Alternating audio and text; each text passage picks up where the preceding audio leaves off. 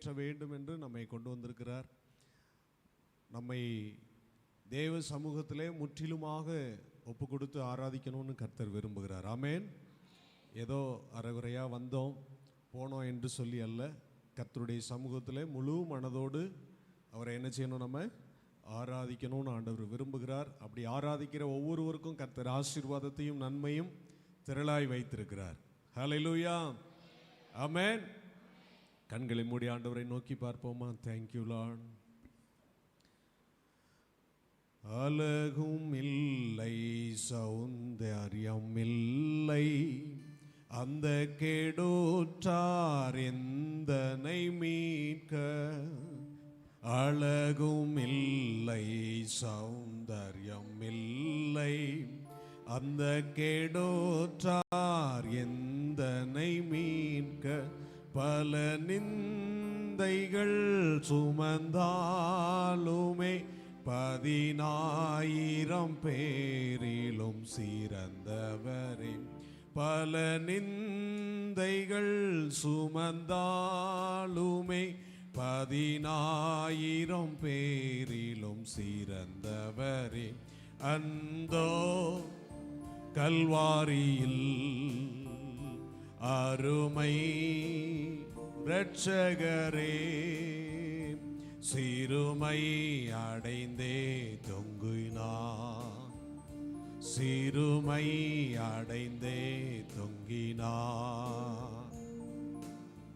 முள்ளின் முடியுடன் செவ்வங்கி அணிந்தும் ரங்கள் ஆணிகள் பாய்ந்தும் அவருடைய சிலுவையில் தொங்கின அந்த நிலைமையை நினைத்து பார்க்கும்போது தேவடித்தவர் அது எத்தனை மேன்மையானது. நமக்காக சிலுவையிலே தொங்கினது, நமக்காக யாவற்றையும் செய்து முடித்த அந்த அன்பை நினைத்து உள்ளத்தின் ஆழத்திலிருந்து குருதீவடித்தவர் தொங்கினார், வருந்தி மடிவோரையும் மீட்டிடவே. அந்தோ கல்வாரியில் அருமை இரட்சகரே, சிறுமை இயேசு நமக்காக சிறுமை அடைந்து தொங்கினார். வானத்தையும் பூமியும் மண்ட சராசரத்தை உண்டாக்கின தேவன், அழகுமில்லை, சௌந்தர்யமில்லை, அந்த கேடோற்றார் நமக்காக எல்லாவற்றையும் விட்டு இந்த பூமிக்கு வந்த தேவன், அழகில்லாமல் சௌந்தர்யம் இல்லாமல் நாம் அழகுபடுத்தப்படும்படியாக, நாம் அந்த அந்தஸ்தை பெறும்படியாக நமக்காக பல நிந்தைகள் சுமந்தார். 10,000 பேரிலும் சிறந்தவரே. பல நிந்தைகள் சுமந்தாலுமே 10,000 பேரில் சிறந்தவரே. அந்தோ கல்வாரி எனக்காக இயேசு கல்வாரியிலே ஆமென் இரட்சகரே, சிறுமை அடைந்தே தொங்கினார், சிறுமை அடைந்தே தொங்கினார். கரங்களை உயர்த்தி சொல்லுங்க பார்க்கலாம். அந்தோ கல்வாரியில் அருமை இரட்சகரே, சிறுமை எனக்காக சிறுமை அடைந்தே தொங்கினார், சிறுமை அடைந்தே தொங்கினார். எங்களுக்காக மரித்தவரே, எங்களுக்காக உயிர்த்தவரே, எங்களுக்காக மீண்டும் வருகிறவரே, உங்க கிருபை எங்கள் மேல் இருப்பதனால, ஆண்டவரே நீர் எங்களை நினைவு கூர்ந்ததுனால, நாங்கள் ஒன்றுக்கும் தகுதி இல்லாதவர் எங்களை தகுதிப்படுத்தி உம்முடைய பிள்ளைகளாக, ராஜாக்களாக, ஆசாரியர்களாக எங்களை தெரிந்து கொண்டீங்களே, நன்றி ஆண்டவரே, நன்றி அப்பா.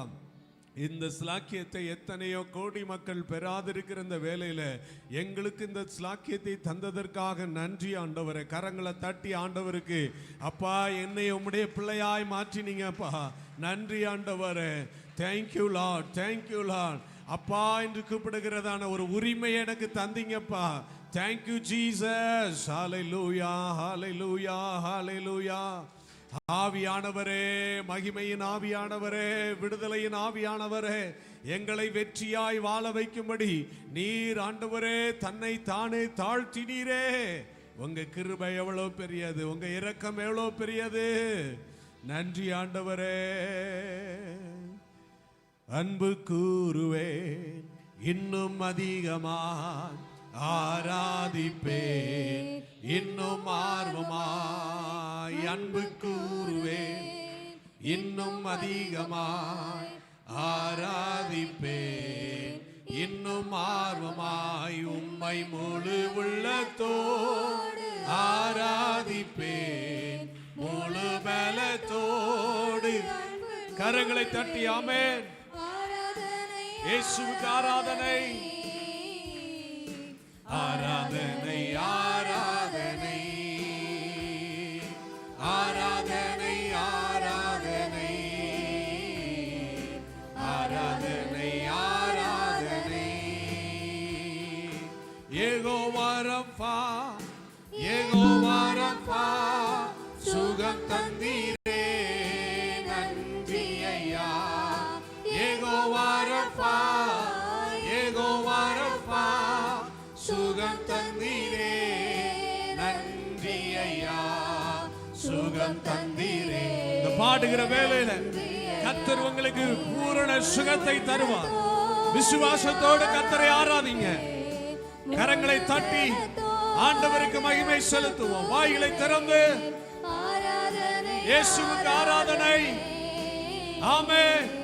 ஆராதனை, ஆராதனை, ஆராதனை இயேசுவுக்கே.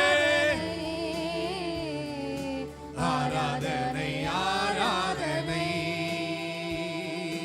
எபினேசரே, எபினேசரே, இதுவரை உதவினவர் இனியும் உதவி செய்வார். ஆமென்.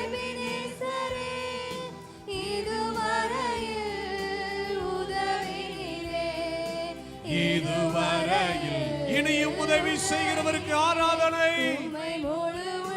Glory. ஆமென். முழு பலத்தோடு அன்பு கூறுவேன்.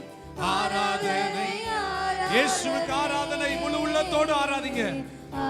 ஆமென். முழு பலத்தோடு ஆராதனை, ஆராதனை, ஆராதனை, ஆராதனை. எல்ரோய், எல்ரோய். எங்களை கண்டீரே, நன்றி ஐயா. எங்களை தெரிந்து கொண்டீரே, நன்றி ஐயா. எல்ரோய், என்னை கண்டீரே, எங்களை கண்டபடினால் உமக்கு நன்றி. எங்களை தெரிந்து கொண்டபடினால் உமக்கு நன்றி. முழு உள்ளத்தோடு ஆராதிப்பேன், முழு பலத்தோடு அன்பு கூறுவேன். ஆமென். ஆராதனை, ஆராதனை, ஆராதனை, ஆராதனை. இயேசுவுக்கு ஆராதனை, ஆராதனை, ஆராதனை, ஆராதனை. யெகோவாயிரே, யெகோவாயிரே, எல்லாம் நீர் பார்த்துக் கொள்வீர். யெகோவாயிரே, இயேசு உங்கள் தேவைகளை எல்லாம் பார்த்துக் கொள்வார். அவர் எல்லாமே பார்த்துக் கொள்வார். எல்லாமே பார்த்துக் கொள்வீர். உம்மை முழு உள்ளத்தோடு உம்மை ஆராதிக்கிறோம். ஜீசஸ். அன்பு கூறுவேன். ஆராதனை, ஆராதனை,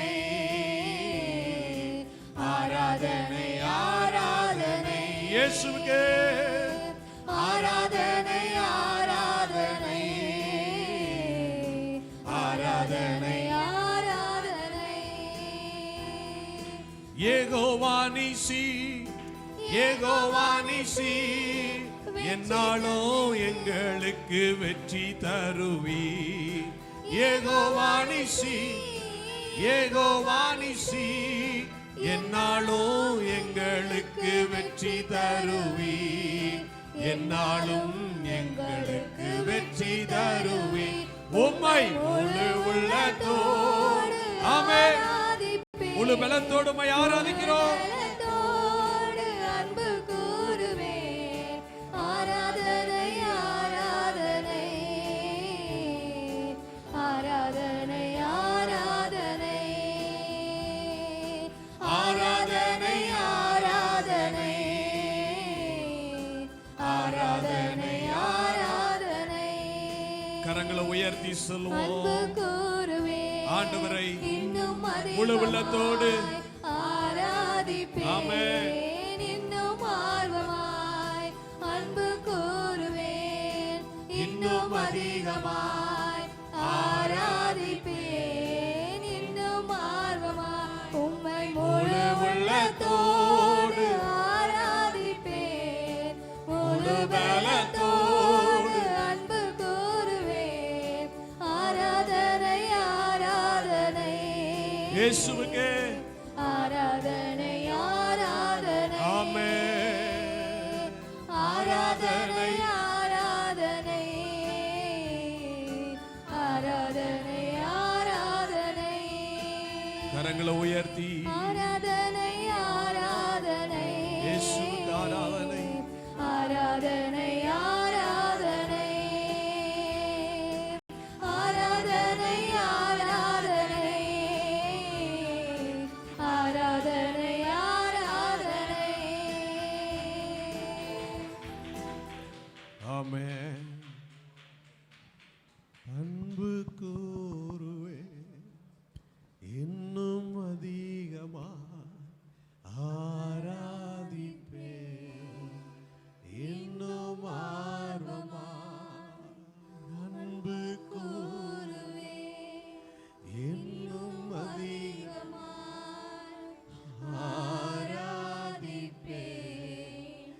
இன்னும் ஆர்வமா முழு உள்ளத்தோடு ஆராதிப்பேன். முழு பலத்தோடு அன்பு கூறுவேன். ஆராதனை ஆராதனை இயேசுவுக்கு ஆராதனை ஆராதனை. ஆமென். ஆராதனை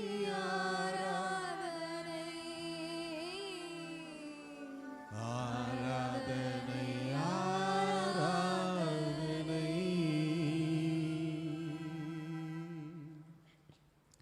முழு உள்ளத்தோடு உம்மை நாங்கள் அன்பு கூறுகிறோம் ஆண்டவரே. கரங்களை உயர்த்தி சொல்லுங்க பார்க்கலாம். இன்னும் நாங்கள் உங்களை அன்பு கூறுகிறோம், இன்னும் நேசிக்கிறோம் ஆண்டவரே. முழு பலத்தோடும் இடத்தில் நாங்கள் அன்பு கூறுவோம்ப்பா. எங்களுக்காக நீங்கள் உயிரையே கொடுத்தீங்க, உண்மையே முழுமையாய் கொடுத்தீங்க ஆண்டவரே. இந்த அன்பு எவ்வளோ பெரியதப்பா. அந்த அன்புக்கு நாங்கள் அடிபணிகிறோம் ஆண்டவரே. நீங்கள் எங்களை ஆட்கொண்டு நடத்துங்க. உம்முடைய நல்ல ஆவியானவர் எங்களை சுவையான பாதையில் நடத்துங்க. நான் உனக்கு போதித்து நீ நடக்க வேண்டிய வழியை காட்டுவேன், உண்மையில் என் கண்ணை வைத்து உனக்கு ஆலோசனை சொல்லுவேன் என்று சொன்னீங்களே. நீங்கள் எங்களுக்கு ஆலோசனை சொல்லுங்க, கேட்டு அதன்படி நடக்கிற கிருபையை எங்களுக்கு தாங்க அப்பா. எங்களை முழுவதும் உடைய கரத்தில் ஒப்பு கொடுக்கிறோம். ஆவியானவர் ஆட்கொண்டு நடத்தும். இயேசுவின் நாமத்தில் ஜெபிக்கிறோம் பிதாவே, ஆமென். அல்லேலூயா. கர்த்தர் உங்கள் அனைவரையும் ஆசீர்வதிப்பாராக. அன்பன் ஐயாவுக்கும் எல்லாருக்கும் வாழ்த்துக்களையும் நன்றியும் தெரிவித்துக் கொள்கிறேன். சற்று நேர சிந்தைக்காக நாம் திருப்பிக் கொள்வோம். லூக்கா எழுதின சுவிசேஷம் 19ஆம் அதிகாரம் அதனுடைய 10ஆம் வசனம். லூக்கா எழுதின சுவிசேஷம் 19ஆம் அதிகாரம் 10ஆம் வசனம். இழந்து போனதை தேடவும் ரட்சிக்கவுமே மனுஷகுமாரன் வந்திருக்கிறார். இழந்து போனதை தேடவும் ரட்சிக்கவுமே மனுஷகுமாரன் வந்திருக்கிறார். இயேசு கிறிஸ்து எதற்காக உலகத்திற்கு வந்தார் என்று அநேகருக்கு கேள்வி இருக்கிறது. இயேசு கிறிஸ்து ஏன் வந்தார், அவர் வாழ்ந்தார், அவர் செத்தார், அவர் போயிட்டார், அதுக்கும் நமக்கும் என்ன அப்படி என்று சிலர் அதை பற்றி அக்கறை இல்லாமல் பேசுகிறவர்கள் உண்டு. இயேசு எதற்கு வரணும், இயேசுக்கு எதுக்கு அவர் சாகணும், எதுக்கு உயிரோட எழும்பணும், எதுக்கு மீண்டு வரணும், இது அவர் சொல்லிக்கிட்டு இருக்காருன்னா நமக்கு என்ன? 1000 தலைவர்கள் வருவாங்க, சொல்லுவாங்க, போவாங்க, அதெல்லாம் நம்ம பார்த்துட்டு இருக்க முடியுமா? அரசியலில் எத்தனையோ தலைவர்கள் வருகிறார்கள், போகிறார்கள். அதுபோல இவரும் ஒருவர். இயேசுநாதருடைய போட்டோ என்று ஒன்று இருக்கிறது. அந்த இயேசுநாதர் போட்டோவை எல்லா தெய்வத்தோட இந்த தெய்வமும் ஒன்று என்று சேர்த்து வைத்துக் கொள்கிறவர்களும் உண்டு. வியாபார ரீதியாக 3 பேரையும் வச்சா தான் 3 பேர் நம்மகிட்ட வருவாங்க, யாரும் நம்மகிட்ட பகைச்சிக்கிட மாட்டாங்கன்னு சொல்லி இயேசுநாதரை உள்ள வைக்கிறவங்களும் உண்டு. இயேசுநாதரை மட்டும் தனியாக போட்டோ எடுத்து வைக்கிறவர்களும் உண்டு. என்ன? ஆமாம், இயேசுநாதர் போட்டோவே வைக்காம யான் தெய்வம் தான் பெருசுன்னு காட்டுகிறவர்களும் உண்டு. உலகத்தில் பலவிதமான மனிதர்கள் பலவிதமான தன்மையோடு வாழ்ந்து கொண்டிருக்கிறார்கள். எங்கள் அப்பா கடை வச்சிருக்கும் போது இயேசுநாதர் போட்டோ ரொம்ப பெருசாக இருக்கும். ஆக்சுவலாக இந்த இயேசுநாதர் போட்டோ பெருசாக இருக்குதுன்னு பார்த்தாவே தெரிஞ்சுக்கலாம் இவங்க திருநெல்வேலிக்காரங்க. எப்படி? திருநெல்வேலிக்காரங்க அப்படிங்கிறது அதில் தனியாக தெரிஞ்சிடும். எங்கேயாவது போனீங்கன்னா திருநெல்வேலி கடையை பார்த்தீங்கன்னா முதல்ல பெருசாக இயேசுநாதர் போட்டோ என்ன செய்யும்? இருக்கும். இந்த ஃபோட்டோ சில ஆண்டுகளாக இருக்கிறது. அப்போ எங்கள் அம்மாவுடைய தம்பி தாய் மாமா அவர் கடையில் வேலை பார்த்துட்டு இருந்தார். அப்போது அந்த ஃபோட்டோ இருந்தது. ஆனால் எங்கள் அப்பா சிஎஸ்ஐ சர்ச்சில் இருந்து அவங்க ரட்சிக்கப்பட்டு ஆவிக்குரிய சபைக்கு போனதுனால அதை பற்றிலாம் அவங்க பெருசாக நினைக்கல. அந்த நேரத்தில் யாரும் எதுவும் சொல்லிக்கிடவும் இல்லை. ஆனால் ஆண்டவருக்கு தான் தெரியும் உண்மையாக. இன்னைக்கு நிறைய பேர் நினைக்கிறது இயேசுநாதர் ஃபோட்டோவில் இருக்கிறது இயேசுநாதர் தான் அப்படின்னு நினச்சிக்கிட்டு இருக்காங்க. நம்ம ஃபோட்டோவில் இருக்கிறது நம்ம தான், அதில் எந்த மாற்றமும் இல்லை. நம்ம ஃபோட்டோவை ஏஐ கிட்ட சொல்லி நான் ஆடுற மாதிரி நான் பாடுற மாதிரி எல்லாம் எனக்கு கொஞ்சம் வீடியோவை அனுப்புன்னு சொல்லி சும்மா முகத்தை அனுப்புனா போதும், அது நல்லா டான்ஸ் போட்டு நடிச்சு காட்டிரும். அதை போல இயேசுநாதருடைய காரியங்களை நான் இப்போ வருகிற கொஞ்ச காலமாக பார்த்துக்கிட்டு இருக்கேன். இயேசுநாதர் கூட விபச்சார விடுதியில் கூட ஆடுற மாதிரி ஏஐயில் தயாரித்து வச்சுருக்கான். அது அவங்க கூட சேர்ந்து இவர் டான்ஸ் பண்ணிக்கிட்டு இருக்கிறாராம். அப்புறம் சில கடவுள்கள், அதெல்லாம் பேர் சொல்ல விரும்பலை, அந்த கடவுள் கிட்ட இவர் போய் பிச்சை எடுத்த மாதிரி நிற்கிறாராம். அந்த கடவுள் இவர் ஆசீர்வாதம். இதெல்லாம் ஏஐ பண்ணுற வேலை. சரியா? இந்த ஃபோட்டோக்கள்ல இருக்கிறது இயேசுநாதரா அப்படிங்கிறது முதல்ல தெரிஞ்சுக்கணும். புரியுதா புரியலையா? உங்கள் ஃபோட்டோவை உங்கள் முகத்தை ஒரு ஸ்டுடியோவில் போய் நீங்கள் ஃபோட்டோ எடுத்தீங்கன்னா அவர் வச்சிருக்கிற 60,000 ரூபா கேமராவில் ஒரு சைஸாக தெரியும். 1 லட்சம் ரூபா வேற ஸ்டுடியோவில் போனால் 1 லட்சம் ரூபா கேமரா வச்சிருந்தா அது ஒரு சைஸாக தெரியும். ஏன்னா அந்த கிளாரிட்டி, அதனுடைய பிக்சர்னுடைய தன்மை வேற வேற. 2 லட்சம் ரூபா கேமரா, இன்னும் 50 லட்சம் ரூபா கேமராலாம் போட்டு எடுத்தோன்னா அது வேற லெவலில் இருக்கும். அதுதான் இப்போ நிறைய பைத்தியமாக தெரியுது செல்போனில். அந்த நம்பரை வாங்கு, இந்த நம்பரை வாங்கு, அந்த மாடலை வாங்கு, இந்த மாடலை வாங்குன்னு ஏன் பைத்தியம் பிடிச்சிருச்சுன்னா போக போக இன்னும் கிளாரிட்டி கூடும். இருக்கிறதுலே கிளாரிட்டி கூடுனது ஐஃபோன். அந்த ஐஃபோனில் ஃபோட்டோ எடுத்தோம்னா அது இன்னும் அட்ராக்டிவாக இருக்கும். ரீல்ஸ் போடணுன்னா இந்த மொபைல் வாங்கணும். இவன் சோத்துக்கே வழி இல்லை, பேண்ட் போடுறதுக்கு வழி இல்லை, சுடிதார் வாங்குறதுக்கு வழி இல்லை. ஆனால் கையில் என்ன இருக்குது? ஐஃபோன் இருக்குது. ஏன் ஐஃபோன் இருக்குது தெரியுமா? ரீல்ஸ் போடணும், நம்மளை 1000 பேர் பார்க்கணும், 1,00,000 பேர் பார்க்கணும், லைக் வாங்கணும், சப்ஸ்கிரைப் பண்ணணும், அங்கே நம்ம பல லட்சம் ரூபா அதில் சம்பாதிக்கணுங்கிறதுக்காக இவங்க இந்த வேலையை செய்கிறாங்க. தயவுசெய்து உங்கள் ஃபோட்டோவை ஏஐட்ட கொடுத்துறாதீங்க. ஏஐட்ட கொடுத்தா என்ன ஆகும்னா உங்கள் ஃபோட்டோவை வேறு லெவலில் கொண்டு போய்கிட்டு இருக்குதான். அதனால் நீங்கள் தயவுசெய்து என்ன செய்யுங்க, அதுக்குள்ளே கொடுத்து நான் பாடுற மாதிரி, சோகமாக இருக்கிற மாதிரி, நல்லா இருக்கிற மாதிரிலாம் காட்டுன்னெலாம் சொல்லிக்கிட்டு இருக்காதீங்க. ஆமாம், நம்ம போட்டோ நம்ம ஃபோனில் இருக்கிற வரைக்கும் தான் பாதுகாப்பு. எப்போ வெளியே போகுதோ அப்போ உங்கள் பாதுகாப்பு கேள்விக்குரிய. வேற ஒன்றும் இல்லை, முகத்தை கட் பண்ணி வேற ஒரு துணி இல்லாத உருவத்தில் வச்சு உங்களை வித்துருவான் விலைக்கு. அங்கே வேற யாராவது உங்கள் சொந்தக்காரங்க பார்த்துட்டு ஏய் என்ன படத்தை இப்படி பார்த்தனே அப்படின்னு கேட்கும்போது உங்களுக்கு சுருக்குன்னு குத்தும். ஐயோ என் படத்தையா? ஆமாம் உன் படத்தை தான் பார்த்தேன், உனக்கு அனுப்பி விட்டுட்டோமா? ஐயோ வேண்டாமா, இது யார் பண்ணா அப்படின்னு அதை போய் போலீஸில் கம்ப்ளைண்ட் கொடுத்து அப்புறம் நம்ம போலீஸ் ஸ்டேஷனுக்கு அலைஞ்சி அவன் யாருன்னு அதெல்லாம் கண்டுபிடிச்சிடலாம். சைபர் கிரைமில் கொடுத்தா எவன் இதெல்லாம் எடிட் பண்ணாங்கிறதெல்லாம் கண்டுபிடிச்சிடலாம். அதெல்லாம் எதுக்கு? நமக்கு தேவையில்லாத வேலை. அப்போ நம்மளுடைய போட்டோவை வித்தியாசமாக காட்டுகிறது. இயேசுநாதருடைய போட்டோவை நீங்க ஒரு காலண்டர்ல பாருங்க, அது ஒரு சைஸா இருக்கும். இன்னொரு காலண்டர்ல பாருங்க, அது ஒரு சைஸா இருக்கும். ஒவ்வொரு படத்துலயும் ஒவ்வொரு மாதிரி இருப்பார் இயேசுநாதர். உங்க இயேசுநாதர் எப்படி இருக்கிறார்? உங்க இயேசுநாதர் எப்படி இருக்கிறார்?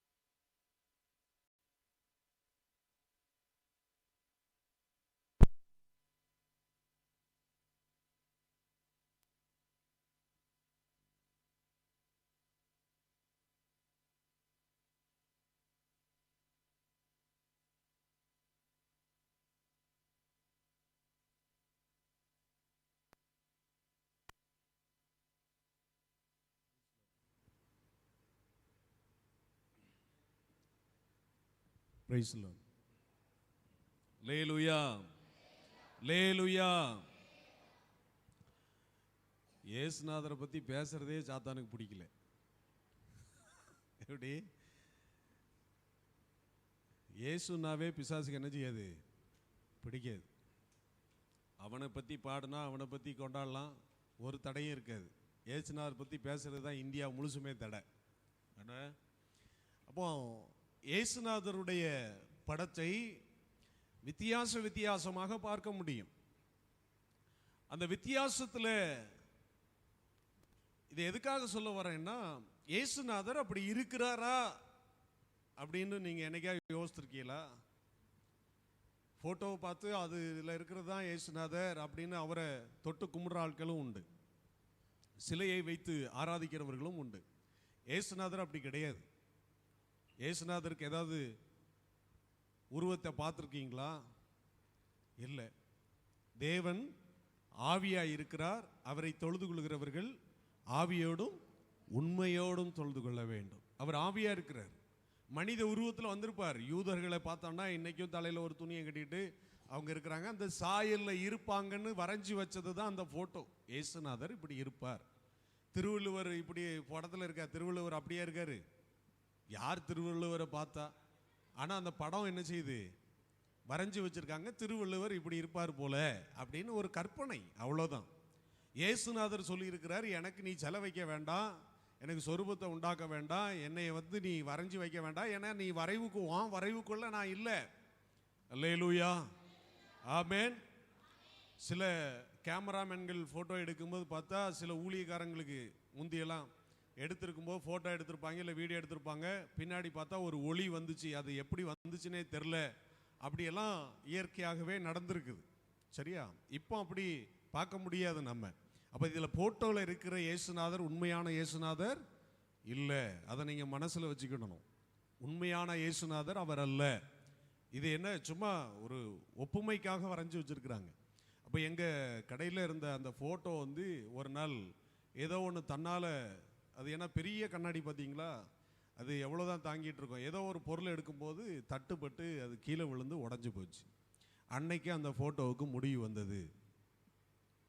என்ன, இயேசுநாதர் ஃபோட்டோவுக்கு முடிவு வந்ததை சந்தோஷமாக சொல்லிக்கிட்டு இருக்கியான்னு நினைக்கிறீங்களா? ஆமாம், ஏன்னா அதில் இருக்கிறவர் இயேசுநாதர் அல்ல. நமக்கு எது முக்கியம்னா வார்த்தை தான் முக்கியம். என்ன முக்கியம்? வார்த்தை தான் முக்கியம். அவர் வார்த்தையினாலே எல்லாவற்றையும் உண்டாக்கினார். அந்த வார்த்தையை தான், அதுக்கு தான் வசன போட வீட்டில் என்ன செய்யறது, மாற்றுறது. இயேசுநாதர் கை கூப்பிட்டு இருக்கிற மாதிரி, இயேசுநாதர் ஜெபம் பண்ணிட்டு இருக்கிற மாதிரி. இந்த ஃபோட்டோலாம் சும்மா கற்பனை. நிறைய பேர் அதை வணங்கிட்டு இருக்காங்க. சிலருக்கு இதை காட்டினா தான் ஜீசஸ்னே என்ன செய்யுது, தெரியுது. ஆமாம், இயேசுநாதர் ஃபோட்டோவை காட்டி இதுதான் அப்படின்னு அவருக்கு ஒரு மாலை போடுறதுக்காக அவரை ஃபோட்டோவில் வச்சு அடக்க முடியாது அவரை. நீங்கள் யாராவது அப்படி ஃபோட்டோ வச்சுக்கிட்டு இருக்கீங்கன்னா, வணங்கிக்கிட்டு இருக்கீங்கன்னா, தயவுசெய்து அதை விட்டு விடுங்கள். தோத்திரம், அல்லேலூயா. அது தெரியாத நபர்கள் ஆராதிச்சுட்டு போட்டோம். தெரிந்த நாம், அவர் ஆவியாய் இருக்கிறார், அவர் வந்து எங்கும் நிறைந்திருக்கிறார். ஒரு தமிழில் ஒரு பழமொழி சொல்லுவாங்க, இறைவன் தூணிலும் இருப்பான். அது என்ன, துரும்புல எப்படி இருப்பாரு? இரும்புல இருக்காருன்னு சொன்னாலும் பரவாயில்ல, துரும்புல இருக்கிறாருன்னு சொன்னா அது எப்படி துரும்புல இருப்பாரு? அதனுடைய அர்த்தம் என்ன அப்படின்னா, தேவன் ஆவியா இருக்கிறார். ஆவியா இருக்கிறது எங்க வேணாலும் இருக்கும். ராத்திரி உறங்கும் போது எனக்கு பயமா இருக்குது, ஜன்னல் பக்கத்துல ஏதோ வந்து நிக்குது, போகுது, ஒரு மாதிரி தெரியுது, சிரிக்குது, முடியெல்லாம் விரிச்சு போட்டிருக்கு. முடி விரிச்சு போட்டிருக்கிறது யாரு விரிச்சு போட்டிருப்பா? யார் விரிச்சு போடுவான்னு? மனைவியா? முடிய விரிச்சு போடுறது குளிச்சுட்டு வர்ற அம்மா தான் முடிய விரிச்சு போட்டிருக்கோம். ஆமா, விரிச்சு போட்டிருக்கோம். அது ராத்திரி வந்து விரிச்சுக்கிட்டு நிக்குது, முடியலாம் அப்படி நிக்குதுன்னா அது பேய். எப்படி? அது ஒரு பேய். அது ஒரு சாயல் தெரியுது. அது துரும்புல நிக்குது, இரும்புல நிக்குது, அங்க போய் உட்கார்ந்துருக்குது, இங்க போய் உட்கார்ந்துருக்குது. அந்த பேய் பிடிச்சவங்க சொல்றாங்க, அதான் அந்த அந்த அந்த அந்த ஏர் ஹோல் இருக்குதுல, அதுக்குள்ள உட்கார்ந்துருக்குது. அங்க உட்காரல, நீங்க பார்க்காதீங்க, அங்கெல்லாம் இல்ல. அந்த அந்த ஆள் சொல்லும் அப்படி, அந்த ஏர் ஹோல்ல உட்கார்ந்துருக்குது, வா வாங்குது, சர்ச்சை விட்டு வெளியே வா வாங்குது, அப்படிலாம் சொல்லுவாங்க. அப்போ இது வந்து என்ன செய்யுது, இந்த ஆவி தூண்லையும் இருக்குது, துரும்புலையும் இருக்குது. இதே போல தேவனும் தூண்லையும் இருப்பார், துரும்புலையும் இருப்பார். அதான் உண்மையான பழமொழி. இறைவன் எங்கும் நிறைந்தவன், அவர் தூணிலே இருப்பார், துரும்பிலே இருப்பார். அவர் ஆவியா இருக்கிறார். எங்க இருக்கிறாருன்னே தெரியாது, யாருக்கும் கண்டுபிடிக்க முடியாது. இங்க இருக்கிறாரா? யாருக்கு தெரியும்? அப்படியா? இங்க இருக்காரா இல்லையா? இருக்காரா? இருக்காரா? இருப்பார், எங்கேயாவது இருப்பார். ஏன்னா என் லைஃபே எப்படி இருக்குது, தான் இழுத்துக்கிட்டு போய்க்குது. ஏதோ வந்தவன் போயினோன்னு நாங்களும் செஞ்சுன்னுக்கிறோம். ஒன்றும் இல்லையா, ஒன்றும் பார்க்க முடியலையா அப்படின்னு ஒரு மாதிரி ஒரு புலம்பல்.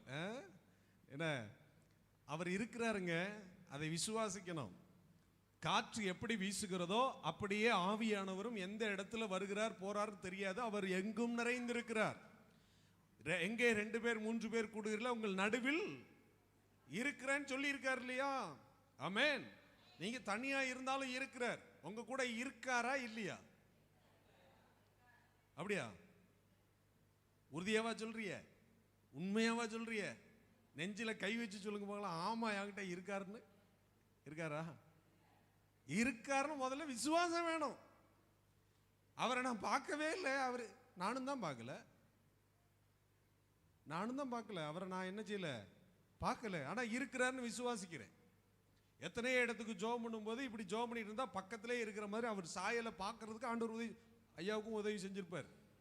ஏன்னா காட்டுவார். நீங்க ஜோம் பண்ணும்போது உங்களுக்குள்ளே ஏதோ ஒரு அசைவு, ஏதாவது ஒரு நிழலாட்டத்தை கண்டிப்பா காண செய்வார். அவர் எந்த ரூபத்திலேயாவது வெளிப்படுவார். இயேசு எல்லாவற்றையும் ஆளுகை செய்கிற அதிகாரம் உள்ள தேவனாய் இருக்கிறார். அவருக்கு கடல் மேலையும் நடக்க முடியும், காற்றுக்குள்ளையும் வர முடியும், எத்தனை லோகத்தையும் தாண்டி போக முடியும். அவர் எங்கும் நிறைந்தவர், எதையும் செய்ய வல்லமை உள்ளவர். அப்போ இந்த இருதயத்துக்குள்ள வாசம் பண்ணணும்னு என்ன செய்யறாரு? விரும்புகிறார். உங்களுடைய இருதயத்துல வாசம் பண்ணணும்னு விரும்புறார். உலகத்தில் இருக்கிற அத்தனை மக்களுடைய இருதயத்துக்குள்ளேயும் வாசம் பண்ணணும்னு நினைக்கிறார். அந்த வாசம் பண்ணணும்னு நினைக்கிறது எதுக்காக நினைக்கிறார்? ஆதியிலே தேவன் வானத்தையும் பூமியும் உண்டாக்கி, எல்லா சர்வ சிருஷ்டிகளையும் உண்டாக்கி, மனிதனை உண்டாக்கி, அவனையும் தன்னோடு கூட இருக்கும்படி, தான் உறவாடும்படி ஏதேன் என்ற தோட்டத்தை உண்டாக்கி அதுக்குள்ள உட்கார வச்சு நம்ம அடிக்கடி பேசிக்கிடுவோம்ப்பா, நான் வரும்போது நீ இருப்பா, நான் உன்னை பார்ப்பேன், நீ என்கிட்ட பேசுவா, அப்படிலாம் ஒரு உறவு கொள்வதற்காக, தொடர்பு கொள்வதற்காக, சந்தோஷப்படுவதற்காக இந்த வைத்த இந்த மனிதனை அவன் ஏமாற்றி எப்படியோ தோட்டத்தை விட்டு வெளியே அனுப்பி அவனுடைய தேவனுடைய மகிமை. ஆதியாகமம் புஸ்தகம் வாசிங்க, 1ஆம் அதிகாரம் 27ஆம் வசனம். தேவன் தம்முடைய சாயலாக மனிதனை சிருஷ்டித்தார். ஆணும் பெண்ணுமாக சிருஷ்டித்தார். இவர்களை தேவ சாயலாக சிருஷ்டித்தார். என் சாயல்ல இருக்கணும், என்னோடு இருக்கணும், எப்போது என்னோடு உறவாடணும் அப்படின்னு. ஆனா பிசாசு தந்திரத்தை அவன் ரெடி பண்ணி என்ன பண்ணிட்டான்? எப்படியாவது தேவனை விட்டு பிரிக்க வேண்டும் அப்படின்னு அவன் பிரிச்சு தேவ சாயலை விட்டு வெளியே கொண்டு வந்துட்டான். அந்த ஏதேன் தோட்டத்துக்குள்ள அவங்க ஏசியில இருந்தது போல நல்ல ஓசியில தின்னுகிட்டு இருந்தாங்க. ஆனா இந்த ஓசியில திங்கிறத இவனுக்கு ஒழிக்கணும்னு இவன் பிளான் பண்ணி வெளியே கொண்டு வந்துட்டான். இப்ப ஆண்டவர் என்ன சொல்றாரு? எப்பா நீ என்ன செய், நான் உண்டாக்கின இந்த பூமியில மண்ணை பண்படுத்தி உன் வேர்வையை சிந்தி என்ன செய்ய சாப்பிடுன்னு கொடுத்துட்டார். ஏன்? நல்ல ஏசியில உட்கார்ந்து இருந்தது அங்கேயே இருந்திருக்கலாமே. இந்த பையன் சொன்னதை கேட்டதுனால வந்த வம்பு. சில பேர் பக்கத்து வீட்டுக்காரங்க நல்ல நேரத்தில் நல்ல ஆலோசனையும் சொல்லுவாங்க, நாசமா போறதுக்கும் சொல்லுவாங்க. அதனால கேட்குற ஆலோசனையை கவனமா கேட்கணும். புரியுதோ? ஆமா, இவ இப்படியே 10 பவுனுக்கு மேல 20 பவுன் வாங்கலான்னு பிளான் பண்ணியிருக்கா. இவ இருக்கிற 10 பவுனையும் ஒழிக்கிறதுக்கு ஏதாவது ஐடியா சொல்லணும்னு, எக்கா நீ அந்த கடைக்காரன்ட்ட கொடுத்தீங்கன்னா அவன் நகையை நல்ல பாலிஷ் போட்டு சூப்பரா கொடுத்துருவாங்கக்கா அப்படின்பா. இவன் அங்க கொண்டு போய் கொடுத்தா இவன் ஏற்கனவே சொல்லி வச்சிருப்பா, வர்றதெல்லாம் உருவிட்டு மீதியை கவரிங்கா கொடுத்துருன்னு. நாசமா போறதுக்கும் ஆலோசனை சொல்ல முடியும், நல்லா இருக்கிறதுக்கும் ஆலோசனை சொல்ல முடியும். யார் ஆலோசனை சொல்றா, என்ன ஆலோசனை சொல்றான்னு கேட்டுட்டு தான் நம்ம என்ன செய்யணும்? செயல்படணும். பிசாசு நல்ல ஆலோசனை சொல்ற மாதிரியே வருவான், தேவன் பேசுகிறது போலே பேசுவான். அவர் இப்போ நம்ம கிட்ட நேரடியா பேசிக்கிட்டு இருக்காரு போல அப்படிங்கிற மாதிரியே பேசுவான். நீ பயப்படாதே, நான் உன்னோடு இருக்கிறேன் அப்படின்னு சொல்லுவான். அது பார்த்தா நம்ம ஏசுனார் நினைச்சிட்டு இருப்போம். ஆனா அவனா இருக்கும். நம்ம தெரியாம ஏதோ தேவையில்லாத காரியத்தை செய்ய போயிட்டு அவர் தான் பயப்படாத நான் உன் கூட இருக்கிறேன்னு சொல்லி இருக்கிறாரு அப்படின்னு கிளம்பி போனா பாதி வழியில வண்டி பஞ்சர் ஆயிரும். இது நீங்க தானே ஆண்டவரே சொன்னீங்க, நான் வந்தேன் வண்டி பஞ்சர் ஆயிட்டேன் எப்படின்னு கேட்டா, அது நான் சொல்லல, அவன் சொன்னதை கேட்டு நீ வந்திருக்க, அதான் பஞ்சர் ஆயிட்டு அப்படின்னு பாரு இவரு. அதனால கேட்க வேண்டிய ஆலோசனை யார் சொல்லுகிறா, எப்படிப்பட்ட ஆலோசனையா இருக்கிறது? வேதத்தை வாசிக்காம ஜெபம் பண்ணாம எந்த காரியத்தையும் நம்ம என்ன செய்யக்கூடாது. அப்போ இந்த இழந்து தேவன் கொடுத்த ஆசீர்வாதத்தை இழந்து போன இந்த மனிதனை தேடி தேவன் திரும்பியும் பூமிக்கு வந்தார். அதற்கு தான் அந்த சின்ன இருதயத்தில் இடம் பிடிக்கிறதுக்காகத்தான் அவர் தேடுகிறார். இந்த மனுஷன் என்ன சொல்றான்? அப்போ பேச்சு கேட்டுக்கிட்டு இருந்தவன் இப்போ பேச்சு கேட்க மாட்டேங்கான். ஆண்டவர் பேச்சை என்ன செய்யறது இல்லை, கேட்கறது இல்லை, ஆண்டவருக்கு இடம் கொடுக்கறது இல்லை, ஆராதனைக்கு வானா வர்றது இல்லை, ஜெபம் பண்ணுனா ஜெபம் பண்றது இல்லை, வேதம் வாசினா வேதம் வாசிக்கிறது இல்லை. அது எதுக்கு வாசிக்கணும்? அது எதுக்கு சர்ச்சுக்கு வரணும்? நாங்க தான் வீட்டில இருந்தே பைபிள் வாசிக்கிறோமே. இப்ப நிறைய பேர் ட்ரெண்டிங்கே எப்படின்னா, நாங்க தான் ஆன்லைன்ல சர்வீஸ் அட்டன் பண்றோமே, அதற்கு எதுக்கு நாங்கள் சபைக்கு வர வேண்டும் அப்படியெல்லாம் கேட்குறாங்கோ. நீங்க அப்படி கேட்காதீங்கோ. புரியுதுங்களா? புரியுதா புரியலையா? சபை கூடி வருதலை சிலர் விட்டு விடுகிறது போல. ஆமா, ஆன்லைன்ல யாராவது மருந்து ஊத்த முடியுமா வாயில? கம்யூனியன் சர்வீஸ் ஆன்லைன்ல கொடுக்க முடியுமா? முடியாதா? என்ன நினைச்சுக்கிட்டு இருக்கிய? உங்க போன் வழியா வாய்க்குள்ள வரும், வர வைக்கிறான்னு இப்ப. அது எப்படி ஐயா? ஆமா, ஒருத்தன் அன்னைக்கு நான் இப்போ ஒரு போன மாசம் நினைக்கிறேன், ஏதோ ஒரு கிறிஸ்தவ விஷயத்தை பார்த்துக்கிட்டு இருக்கும்போது அந்த ஆடியோ வந்துச்சு, அந்த வீடியோ வந்துச்சு. புருஷன் பொண்டாட்டியும் உட்காந்துக்கிட்டாங்க, அந்த அம்மா பக்கத்தில் உட்காந்துருக்கு, மேசை இப்படி எல்லாம் வச்சிருக்காங்க, அப்பம் இருக்குது, ரசம் இருக்குது. இவங்க என்னவோ சோறு, நாங்கள் என்ன சப்பாத்தி சாப்பிட போகிறோம், என்ன கிரில் சிக்கனா, இந்த மாதிரி எதிரோ நாங்கள் சாப்பிட போகிறோம், நீங்களும் சாப்பிடுங்கன்னு சொல்கிற மாதிரி என்னவோ காமனாக ஒரு அசால்ட்டாக நாங்கள் அப்பமும் ரசமும் வச்சுருக்குறோம், நீங்களும் அதே மாதிரி வீட்டில் எடுத்து வச்சுக்கோங்க, இப்போ நாங்கள் சாப்பிட போகிறோம், நீங்களும் சாப்பிடுங்க அப்படின்னு சொல்லிட்டு கம்யூனியன் அட்டன் பண்ணுறாங்க போன் வழியா. அப்போ தான் நினச்சேன், இவன் மெண்டல் ஆகிறானா இல்லையா, நம்மளை மெண்டல் ஆக்கிடுவான். இப்படிப்பட்ட ஆலோசனைகளை கேட்டால் நம்ம எங்கே தான் போனோம்? நரகத்துக்கு தான் போகணும். இந்த மாதிரி ஆட்களும் நூதனமான உபதேசங்கள்லாம் இப்போ வந்துருச்சு. அதனால போன் வழியாகவே நாங்கள் எல்லாத்தையும் அட்டன் பண்ணிக்கிறோம் அப்படின்னா, அப்புறம் ஐயாவும் போன் வழியாகவே வீடியோ கால் பண்ணி, எப்போ சாவும்போது வீடியோ கால் பண்ணி நீங்கள் பெட்டியிலே தூக்கி வையுங்கள், இங்கேருந்தே பரலோகமே என் சொந்த, வீடியோ கால்லையே. நல்லா இருக்கும்ல. அப்புறம் அங்கே ஜோம் பண்ணும்போது கிறிஸ்துவுக்குள் மரித்த சகோதரன் சகோதரி அப்படின்னு எல்லாம் சொல்ல வேண்டியதெல்லாம் சொல்லி, இப்போ நீங்க தூக்கிக்கிட்டு போங்க. நல்லா இருக்குமா? ஊர்ல இருக்கவங்களாம் என்ன நினைப்பாங்க? உங்க பாஸ்டுக்கு என்ன மெண்டலா, அவர் எங்க வர சொல்லி நம்ம ஆட்களே நினைப்பாங்க. ஊர்ல இருக்கவங்க கூட நினைக்க மாட்டாங்க. சரி, அந்த விஷயமாவது உங்களுக்கு அவர் கொஞ்சம் ஒரு மாதிரி இருக்குன்னு வைங்களேன். கல்யாணம் நடக்குது, உங்க பிள்ளைக்கு உங்க குடும்பத்தில் கல்யாணம், ஐயா ஆன்லைன்லேயே கல்யாணம் பண்ணி வைப்பாருன்ட்டு நான் உட்காந்த இடத்துல அவர் வீட்டிலே உட்காந்துக்கிட்டு தாலி எடுத்து கொடுக்குறாங்க, கெட்டுங்க அப்படி இப்படின்னு இருந்தா அதெல்லாம் நல்லா இருக்குமா? கொரோனா நேரத்தில் வேற வழி இல்லாமல் என்ன பண்ணோம்? ஆன்லைன் சர்வீஸ் அட்டன் பண்ணோம். இப்போ இருக்கும்போது நான் அப்படித்தான் அட்டன் பண்ணுவேன்னா, ஒருவேளை படுக்கையில் இருக்கிறாங்கன்னா ஓகே, ஏன்னா அவங்க சர்ச்சுக்கு வர முடியாது, கஷ்டம், அதனால அட்டன் பண்ணுறாங்க. சிலருக்கு வர்றதுக்கு ஆசை இருக்கும், ஏதோ ஒரு தடையாக இருந்திருக்கும், அதனால வேற வழி இல்லாமல் அவசரத்தில் ஆன்லைனில் அட்டன் பண்ணுறது தப்பில்லை. அப்போ நான் முழுசும் ஆன்லைன்லேயே உட்காந்துருவேன்னா ஆண்டவர் உடனே ஆஃப்லைனாக ஆக்கி விட்டுருவார். என்ன ஆஃப்லைனு? ஆவிக்குரிய ஜீவியம் எல்லாமே ஆஃப்லைன் ஆயிரும், ஆன்லைனில் இருக்காது. அப்போ நம்ம ஆண்டவரோடு ஐக்கியப்படணும், ஜனத்தோடு ஐக்கியப்படணும், சபையில கூடி வந்து கர்த்தரை ஆராதிக்கணும். அல்லேலூயா. இதை பிசாசு விதவிதமாய் பிரித்து கொண்டிருக்கிறான், நூதனமாய் பிரித்து கொண்டிருக்கிறான். ஏதேன் தோட்டத்திலிருந்து ஆதாமை பிரித்து விட்டான். அவன் இழந்து போனோம், சகல ஆசீர்வாதத்தை இழந்து போனோம், ரட்சிப்பை இழந்து போனோம். மெயினா தான் ரட்சிப்பை என்ன செய்யணும்? இழந்துடணும். இலக்க பண்ணிட்டான்.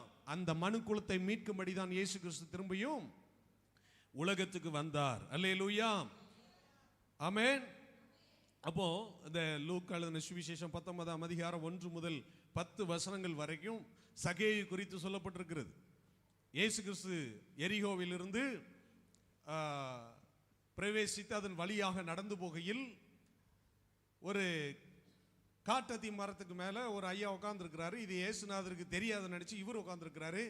அவருக்கு கொஞ்சம் பார்க்கறதுக்கு கஷ்டமாக இருக்கிறதுனால சரி மேலே உட்காந்து பார்ப்போமே அப்படின்னு நினச்சிக்கிட்டு இருக்காரு. இந்த கூட்டமாக வரும்போது இந்த கூட்டத்தில் முக்கியமான ஹீரோவே அங்கே நின்று சகையுவே கீழே இறங்கி வா அப்படின்னு இவருக்கு கைகள்லாம் ஆடி இருக்கும் மேலேருந்து.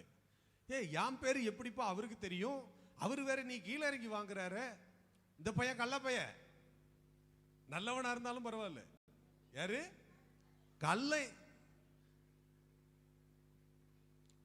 நாங்கள் எங்கள் திருவனந்தபுரத்தில் எனக்கு மகனு சோகமில்லைன்னு சொல்லிட்டு ஆஸ்பத்திரிக்கு போயிருந்தோமா. அங்கே கார் பார்க்கிங் பண்ணுறதுக்கு உள்ளே போனோம். அந்த டோக்கனில் 10 ரூபா அடிச்சிருக்குது. இவன் எங்ககிட்ட என்ன வாங்குறான்னா 20 ரூபா வாங்குறான். நான் இப்படி பார்த்தேன்னா என்னை பார்த்த உடனே இன்னொரு செக்யூரிட்டி அங்கேருந்து பார்த்தவன் புரிஞ்சுக்கிட்டு அவன் என்கிட்ட வந்து சொல்கிறான், இவன் இதே மாதிரி தான் கொள்ளை அடிச்சுக்கிட்டு இருக்கான், இவனை போய் கம்ப்ளைண்ட் பண்ணுங்கிறான். அவன் எனக்கு சொல்லி கொடுக்குறான். நான் இப்படி சும்மா ஒரு பார்வை பார்த்துட்டு அவனையும் பார்த்தேன், அவ்வளோதான். அவன் அந்த பக்கம் போயிட்டான். இவன் எனக்கு சொல்லி கொடுக்குறான், அவனை கம்ப்ளைண்ட் பண்ணுங்க மேல் இடத்துல உள்ள ஹாஸ்பிட்டலில் கம்ப்ளைண்ட் பண்ண சொல்கிறான். அப்போ இவன் 10 ரூபாய்க்கு 20 ரூபாயா வாங்குறவன். இது போல தான் இந்த சகையு இவன் கள்ளப்பைய மேலே இருந்துட்டு இருக்கிறவன் இவன் இயேசுனார் கூப்பிட்டாரேன்னு இவனுக்கு ஒன்றும் புரியாம கீழே இறங்கி வந்துட்டான். வந்த உடனே ஆண்டவர் சொல்றாரு, நான் வந்து உன் வீட்டில் என்ன செய்யணும், தங்கணும் அப்படின்னு. உடனே கூட இருக்கவனுக்கெல்லாம் கொஞ்சம் டென்ஷன் ஆயிட்டு, இந்த பயலே கள்ளப்பைய பாவி, இவன் வீட்டில் தங்கும்படி இவர் போறாரா அப்படின்னு இவன் முறுமுறுக்க ஆரம்பிச்சிட்டான். அங்க வீட்டு வாசலுக்கு போன உடனே ஆட்டோமேட்டிக்கா அவங்கள இருந்து அதெல்லாம் வாந்தி பண்ணிட்டான்.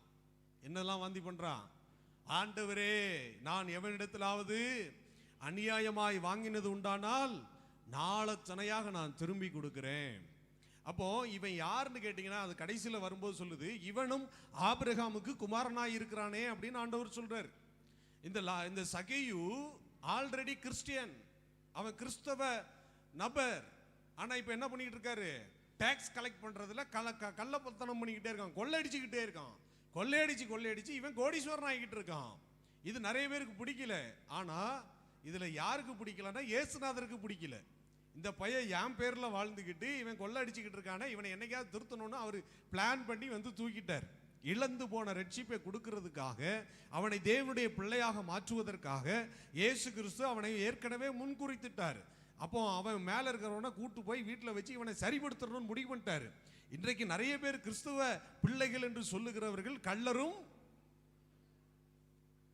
அப்படி இருக்காவல தெரியாதோ, நிறைய கிறிஸ்தவங்க கள்ளரும் கொள்ளைக்காரருமா இருக்கிறார்கள். காணிக்க பணம் சொல்லலாம்ல,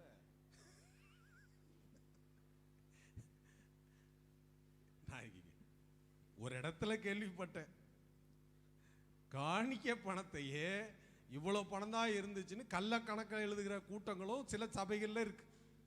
இங்க இல்லாததுக்காக தோத்துறோம். காணிக்க பணத்தையே,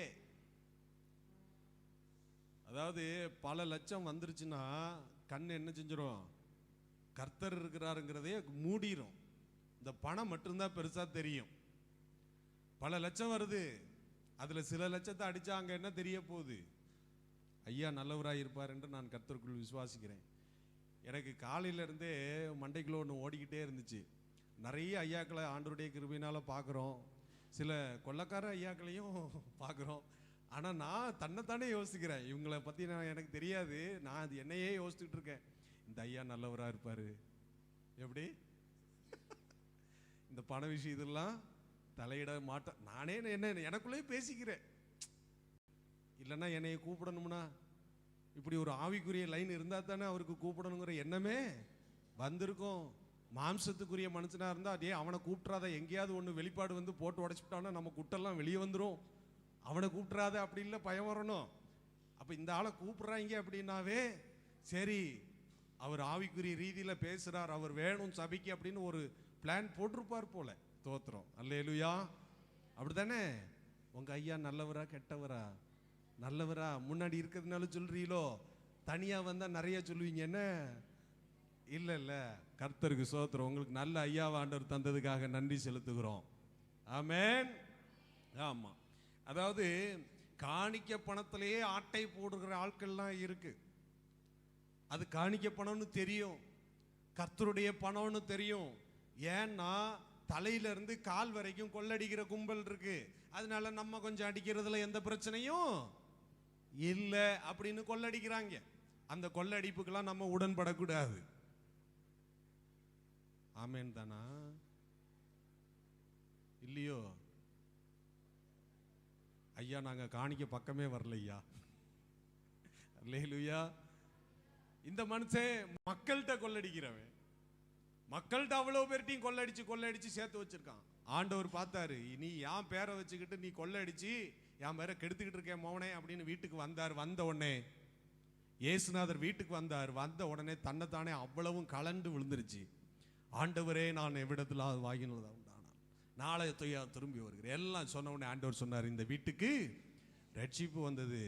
ஒருவேளை நிறைய பேர் இன்னைக்கு கிறிஸ்டியன்னு சொல்லிக்கிறாங்க, ஆனா ரட்சிப்பு இருக்கான்னா இல்ல, உள்ள வேற எல்லா பூவும் இருக்கு. ஆமா, பயங்கரமான காரியங்கள்லாம் இருக்கு. ஆனா வெளி தோற்றத்துக்கு பார்த்தா கிறிஸ்தவர்கள் என்ன மாதிரி வெள்ளை சட்டை போட்டவங்க நிறைய பேர் இருக்காங்க. பார்க்கறதுக்கு வெள்ளையும் வெள்ளையுமாகவே இருக்கும். ஆனா உள்ள இருக்கிற கருப்புகளும் உங்க ஒரு பாசல சொன்னா கன்றாவி, அப்படிதானே? கன்றாவி எல்லாம் உள்ள போய் நோண்டி பார்த்தா தான் தெரியும். ஆமா, உள்ள வெள்ளையா இருக்குதா கருப்பா இருக்குதா சிவப்பா இருக்கான்னு தெரியும். இயேசுவின் இரத்தத்தால் மீட்கப்பட்டோம், அவருக்காய் கிரையாமாய் கொள்ளப்பட்டோம். வஞ்சிக்கப்படாமல் தீட்டுப்படுத்தாமல் பரிசுத்தம் காத்து கொள்வோம். பரிசுத்த ஜாதியாக தேவனின் ஆலயமே, பரிசுத்த ஆலயமே, மகிமையின் ஆலயமே, நாமே அவ்வாலயமே. நம்ம தேவனுடைய ஆலயமாயிருக்கிறோம். நமக்கு ஒரு ரட்சிப்பை கொடுத்திருக்கிறார். கிறிஸ்டியானிட்டின்னு சொல்லிட்டு கீழ்த்தரமாய் நடக்கிறதுக்கு ஆண்டவர் விரும்பல. அந்த வீட்டுக்கு ரட்சிப்பை கொடுக்கணும், அவன் ரட்சிக்கப்படவனாய் மாறணும், அந்த குடும்பத்துக்கு சந்தோஷம் உண்டாகணும் என்று ஆண்டவர் விரும்பி அந்த இடத்துக்கு வந்தார். எபேசியர்ல நாம் வாசிக்கிறோம் 2ஆம் அதிகாரம் 1 முதல் வாசிங்க. எபேசியர் 2:1 முதல்.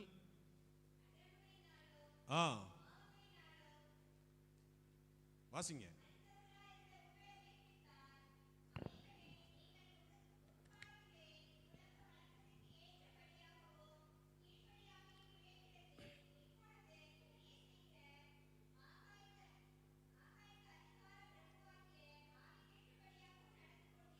முன்னே நாம் உலக வழக்கத்தின்படி நடந்து கொண்டோம்.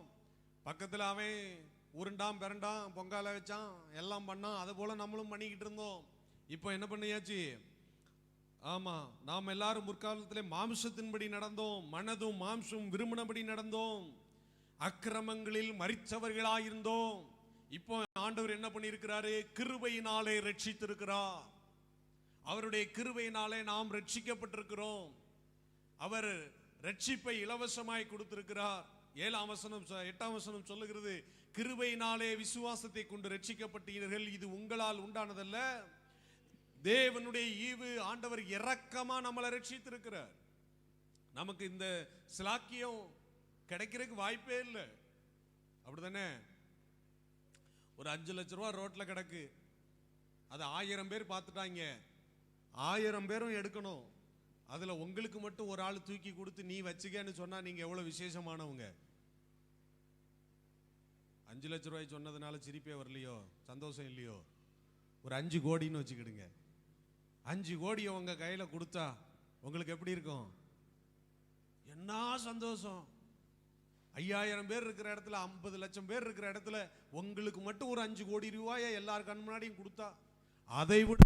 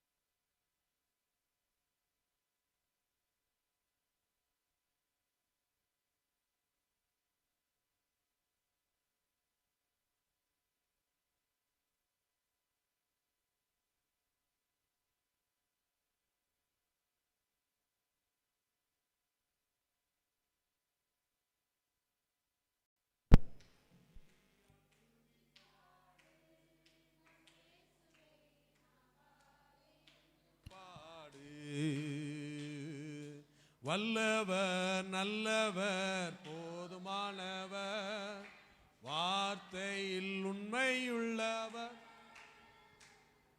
நல்லவர் வல்லவர் போதுமானவர், வார்த்தையில் உண்மையுள்ளவர். நன்றியால் துதி பாடு, நம் இயேசுவை உள்ளத்தால் என்றும் பாடு. அல்லேலூயா. அப்ப இழந்து போன ரட்சிப்பை மீண்டும் கொடுக்கும்படியாக இயேசு கிறிஸ்து இந்த உலகத்திற்கு வந்தார். முன்னே நாம் தூரமாய் இருந்தோம், இப்போது கிறிஸ்துவுக்குள் இரத்தத்தினாலே சமீபமாயிருக்கிறோம். 2 14 முதல் வாசிக்கும் போது, அவரே நம்முடைய சமாதானக்காரனாகி இரு திறத்தாரை ஒன்றாக்கி பகையாய் நின்ற பிரிவினையாகிய நடுச்சுவரை தகர்த்து சட்ட திட்டங்களாகிய நியாயப்பிரமாணத்தை தம்முடைய மாம்சத்தினாலே ஒழித்து இரு திறத்தாரையும் தமக்குள்ளே ஒரு புதிய மனுஷனாக சிருஷ்டித்து இப்படி சமாதானம் பண்ணி பகையை சிலுவையினால் கொன்று அதனாலே இரு திறத்தாரையும் ஒரே சரீரமாக தேவனுக்கு ஒப்புரவாக்கினார். நம்ம இழந்து போன ரட்சிப்பை ஆண்டவர் நமக்கு கொடுத்து அந்த பிதாவோடு கூட உட்காரக்கூடிய ஒரு பெரிய ஸ்லாக்கியத்தை கர்த்தர் நமக்கு தந்திருக்கிறார். ஆண்டவர் எவ்வளோ பெரிய காரியத்தை செய்திருக்கிறார். அது சாதாரணமாக தான் தெரியும் நிறைய பேருக்கு.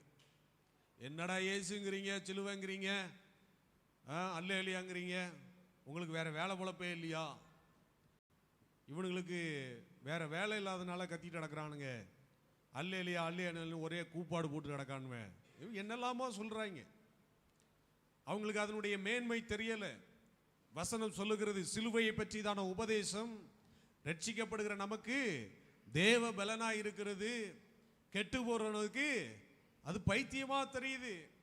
அல்லேலியாங்கிறது பைத்தியமா தெரியுது, பாட்டு பாடுறது பைத்தியமா தெரியுது. இயேசுநாதர் வந்தார், மரித்தார், உயிர் தெழுந்தார் என்று சொல்லுகிறதெல்லாம் பைத்தியகார மாதிரி தெரியுது. ஆனா தேவனுடைய பிள்ளைகளுக்கு தான் அது பலனா இருக்கிறது. அல்லேலூயா.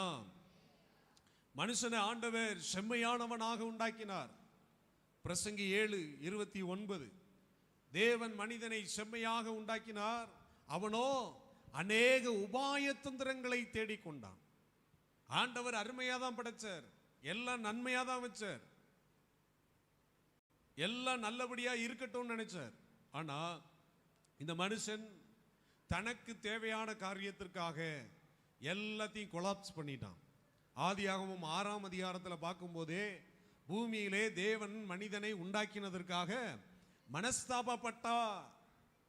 என்ன, இவனெல்லாம் எதுக்கு பெத்தனோ தெரியல, இவெல்லாம் எதுக்கு பெத்தனோ தெரியல அப்படின்னு பெத்த பிள்ளையை குறித்து மனஸ்தாபப்படுகிற தாயும் உண்டு, தகப்பனும் உண்டு. எங்க ஊர்ல சொல்லுவாங்க, இதை பெத்ததுக்கு கழுதையை பெற்றிருக்கலாம், அதாவது பொதி சுமக்கும். என்ன, உங்க ஊர்ல என்ன சொல்லுவாங்க? அம்மிகள், அதாவது அரைக்கிறதுக்கு உதவும். என்ன, உன்னையெல்லாம் பெத்ததுக்கு. அடிக்கடி இந்த வார்த்தை என்ன செய்யுது, வருது. உன்னையெல்லாம் பெத்ததுக்கு, உன்னையெல்லாம் பெத்ததுக்கு. இதே போல ஆதி ஆகமத்திலே ஆண்டவர் உங்களெல்லாம் பெத்ததுக்கு, உங்களை பெத்ததுக்கு. மாட்டை ஆட்டை ஜடிப்பிச்சிருந்தா கூட அது என்னை கூப்பிட்டுட்டு கிடந்திருக்கும். மரம் செடிகள் கொடிகள் கூட என்னை கூப்பிடுது, ஊர்வன பரப்பன கூட என்னை கூப்பிடுது. ஆனா நீங்க மட்டும் என்ன செய்ய மாட்டேங்கிறீங்க? அநேக உபாய தந்திரங்களை தேடிக்கொண்டான் மனுஷன். தனக்கு வேணுமான தந்திரங்களை தேடிக்கிட்டான். தனக்கு ஒரு தந்திரம், நான் இப்படி இருக்கணும் அப்படி இருக்கணும். அப்பாவும் அம்மாவும் ஏற்கனவே வாலிப வயசுல எல்லாம் கடந்து வந்ததுனால பிள்ளைகளை இப்படி வளர்க்கணும் அப்படி வளர்க்கணும் பிளான் பண்ணி வளர்ப்பாங்க. ஆனா இந்த பிள்ளை என்ன செய்யுதுன்னா, நல்ல பிள்ளையா தான் வளருது. ஆனா இதுக்கு கூட்டணி சேருதே, அது என்ன சொல்லி கொடுக்கும்னா பல காரியங்களை சொல்லி கொடுக்கும். முந்தி எங்க நாங்க சின்ன பிள்ளையா இருக்கும்போது சொல்லி கொடுத்த கதைகள்லாம் வேற. இப்ப எல்லாம் சொல்லி கொடுக்கறதெல்லாம் செல்போன்ல தான், முழுசும் செல்போன்ல தான். நீ ஒரே வார்த்தையே சொல்லிருடா, நீங்க சோறு சாப்பிடணும்னு சொல்றீங்க, எனக்கு செல்போன் கொடுக்காம நான் சாப்பிட மாட்டேமா அப்படின்னு சொல்லிருடா, உங்க அம்மாக்கு தந்துருவாங்கடா. தந்திரமான ஆலோசனைய சொல்லி கொடுக்குது. இதுவும் கேட்டுட்டு வந்து அதே மாதிரி செஞ்சு பார்க்குது. ஒரு ட்ரையல் பார்க்கும். ஃபர்ஸ்ட் நாள் அம்மா கிட்ட இப்படி சொன்னா நடக்குமான்ட்டு. அம்மா ஃபர்ஸ்ட் நாளே சரி புள்ள சாப்பிடட்டும் அப்படின்னு இந்த அம்மா போன கொடுத்துட்டான்னா, ஏன் நம்ம பிளான் சக்சஸ் ஆயிட்டுட்டா, அடுத்த நாள் போய் அங்க சொல்லுவான். இந்த பிள்ளை சொல்லும், அது ஆணோ பெண்ணோ சொல்லும், ஏய் நீ சொல்லி கொடுத்த மாதிரியே எங்க அம்மாட்ட சொன்ன பார்த்துக்க, அதே மாதிரி எங்க அம்மா செஞ்சுட்டாண்டா அப்படின்னு சொல்லி அங்க பேசிக்கிட்டு அப்புறம் நாளுக்கு நாள் இந்த தந்திரம் என்ன செய்யுது, வளருகிறது. அது எல்லா தந்திரமும் கடைசியா சாகு வரைக்கும் என்ன தந்திரத்தை வேணாலும் சொல்லி கொடுக்கும். அநேக தந்திரங்களை மனிதன் தெரிந்து கொண்டான். தேவனோடு சேருகிறதை விட்டு விட்டு மீதி எல்லாம் செய்கிற தந்திரத்தையும் கற்றுக்கொண்டான். தேவனோடு சேருகிற அந்த சிந்தனையை மட்டும் விட்டுட்டான். அதனாலதான் ஆண்டவருக்கே கோபம் வந்துட்டு, இதுக்கு மேல இவங்கள வச்சிருந்தா ஒரு பிரயோஜனமோ, இவங்களெல்லாம் பெத்ததுக்கு அந்த ஆளை அழிச்சிருவோன்ட்டு ஆதியாகமத்திலேயே அழிச்சிட்டார். எல்லா சந்ததியும் அழிச்சிட்டு நோவாவுக்கோ தேவனுடைய கண்களில் கிருபை கிடைத்தது. அந்த சந்ததியை மாத்திரம் நீதிமானாக கண்டதுனால அதை மட்டும் தூக்கிட்டு வந்தார். தூக்கிட்டு வந்து எல்லாம் அழிச்ச பிறகு இதை கொண்டு வந்து புதுசா பூமியில விட்டா அதுக்கப்புறமும் என்னதான் பிரச்சனை தான். மனிதனுடைய சிந்தனைகள் எல்லாம் நித்தமும் பொல்லாததா இருக்கிறது என்று கண்டு. எப்படி பொல்லாததா இருக்கு? எவ்ரி டைம், எந்த நிமிஷமும் பொல்லாத சிந்தனை. நல்ல சிந்தனையே மனுஷனுக்குள்ள. அதான் வசனம் சொல்லுது, கிறிஸ்துவுக்குள் இருக்கிற சிந்தையே உங்களிலும் இருக்க கடவது. எப்பவும் கிறிஸ்துவின் சிந்தை தான் நமக்குள்ள இருக்கணுமா? அதை விட்டுட்டு உலகத்தில் சகல சிந்தனைகளும் நம்மை மூடிக்கொண்டிருக்கிறது. உண்மையிலே சொல்றேன், நிறைய பாரம் நம்மை அழுத்துகிறது. நாளைக்கு என்ன பண்ணுவேன், பாரத்திலே கஷ்டத்திலே பெரிய கஷ்டம், மனசை கஷ்டப்படுத்துற காரியமே என்னன்னா, நாளைக்கு நான் என்ன பண்ணுவேன், அடுத்த வாரத்துக்கு என்ன பண்ணுவேன், அடுத்த மாசத்துக்கு என்ன பண்ணுவேன், அடுத்த வருஷத்துக்கு என்ன பண்ணுவேன், சாவர வரைக்கும் என்ன பண்ணுவேன், என் புள்ள என்ன பண்ணுவா, என் பிறக்கவே இல்லை, இன்னும் கல்யாணமே ஆகல, அதுக்குள்ளேயே பேர பிள்ளைக்கு அது என்ன பண்ணும், என்ன சிந்தனை தெரியுமா? அந்த சிந்தனையை எடுத்து வெளியே விட்டா இங்க இருந்து நமக்கு ஆப்போசிட் எந்த நாடுன்னு தெரியல, கிரீன்லாண்டுன்னு வச்சுக்கிடுவோமே, அந்த கடைசின்னு வச்சுக்கிடுவோம். அந்த கிரீன்லாண்டுக்கே நம்ம மூளை போயிரும். அவ்வளோ நீளமா இருக்குது. இன்னும் இங்க பிள்ளையே பிறக்கல, ஆனா பிள்ளைக்கு என்ன பண்றது? பிள்ளை வளர்ந்துச்சுன்னா என்ன பண்றது? பிள்ளை எந்த ஸ்கூல் வயிற்றுலயே வரலையாம், ஸ்கூல்ல அட்மிஷன் போடுறாங்க. தெரியுமா உங்களுக்கு? ஆமா, இன்னும் 50 வருஷத்துக்கு சேர்த்து வச்சுக்கிறது. நாளைக்கே அழியுதோ என்னமோ தெரியல. இந்தியாவுக்கும் என்ன இருக்கு? ஆபத்து இருந்துகிட்டு தான் இருக்கு. இந்தியாவை தேவன் காத்துக்கிட்டு இருக்கிறார். ஜோம் பண்றதுனால தப்பி போய்கிட்டு இருக்கான். இயேசுவின் ரத்தம் ஜெயம். நீங்க என்ன நினைச்சுக்கிட்டு இருக்கீங்க? குண்டுலாம் போட்டான்னா இது போல 7 உலகம் அழியும். அப்படிப்பட்ட குண்டுலாம் ஒவ்வொருத்தனும் வச்சிருக்கான். அவன் மண்டையை பார்த்தாவே குண்டு மாதிரி தான் இருக்கு. வடகொரியாக்காரன் மண்டையை பார்த்தாவே, அவன் உடம்ப பார்த்தாவே ஒரு அணுகுண்டு மாதிரி தான் இருக்கு. அவனே ஒரு அணுகுண்டா தான் இருக்கான். அடிக்கடி அணு குண்டை போட்டு செக் பண்ணி பார்க்குறான். நான் போட்டேன்னா என்ன ஆகும் தெரியுமா அப்படின்னு மிரட்டல் விட்டுக்கிட்டு இருக்கான் எல்லாருக்கும். இவங்க மிரட்டுறாங்களோ இல்லையோ, ஆண்டவர் நம்ம காலுக்கு கீழே ஒன்று வச்சிருக்காரு, பெரிய பாம். தெரியுமா உங்களுக்கு?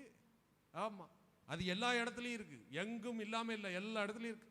உள்ள இருக்கு எரிமலை, அது உள்ள இருந்து வெடிச்சிச்சுன்னா இந்த பூமி சாம்பலாகி போயிடும். அவர் அமைதியா எல்லாம் அடக்கி வச்சுக்கிட்டு இருக்காரு. குண்டு போடுறவனையும் கொஞ்சம் அமைதியா இருடான்னு அவர் தான் அடக்கி வச்சுக்கிட்டு இருக்காரு. எதுக்கு? இந்த ரட்சிப்பை எல்லாரும் இழந்து போயிடக்கூடாது, எல்லாரும் பெற்றுக்கொள்ள வேண்டும் என்று. தாமதிக்கிறார் என்று சிலர் எண்ணுகிறது போல அவர் தாமதமாயிராமல் எல்லாரும் ரட்சிக்கப்பட வேண்டும் என்று தாமதித்துக் கொண்டிருக்கிறார். நமக்கு கிடைத்த இந்த ரட்சிப்பை நாம் அசட்டை பண்ணணும்னா, எனக்கு இப்ப நேரம் இல்லை, எனக்கு சர்ச்சுக்கு வரக்கு நேரம் இல்லை, எனக்கு வேதம் வாசிக்க நேரம் இல்லை, எனக்கு ஜோம்ன்றக்கு நேரம் இல்லை போஸ்டர், நான் எப்படி ஜோம் பண்ணுவேன்? நீ ஜோமனான்டான் அப்படியே இருந்து நரகத்துக்கு போ. அதுக்காக கர்த்தர் கூப்பிட்டாரு, அதுக்காக நம்ம சபைக்கு வந்தோம், அதுக்காக வேதத்தை எடுத்தோம். எங்க போறதுக்கு? ஏற்காடு போறதுக்கா? இல்ல ஊட்டி போறீங்களா? எங்க போனோம்? அமெரிக்காவுக்கா? 5Gயா? மனுஷன் ராக்கெட் வரைக்கும் போய் அங்கேயும் வீடு கட்டுற அளவுக்கு எல்லா பிளானும் பண்ணி பார்க்கறான். நம்ம எங்க போனோம்?